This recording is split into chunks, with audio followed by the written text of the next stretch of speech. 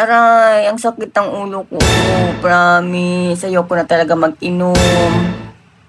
Yung tipong hangover ka, pagising mo, ang sakit sa ulo, ayaw mong kumain, gusto mo malamig lang yung inahanap mo, ayun. Tapos, alam mo yung tipong basta, ang tawag siyang puyat ka, tapos nakakahagard. My God, ang laki ng ibag ko.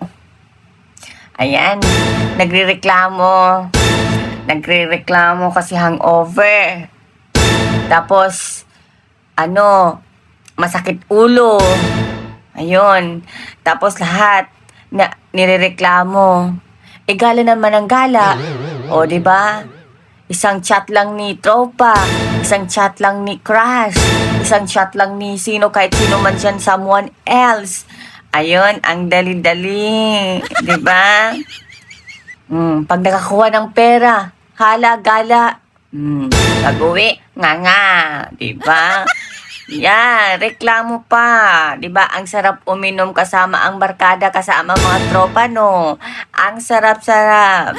Pero pag nalasing, ang pait-pait, 'di ba? Yan ang sinasabi ko. Dapat kung magiinuman, chill-chill lang. Paano kasi? Walang chill-chill. Pag nag-inom, hala parang wala nang sunod. Kasi, ganun yung mga tropa ko dito. Hay nako, ayoko na talaga, promise, di ako naiinom. Ang sakit talaga sa ulo. Bahala kayo dyan, matutulog na ako, bye.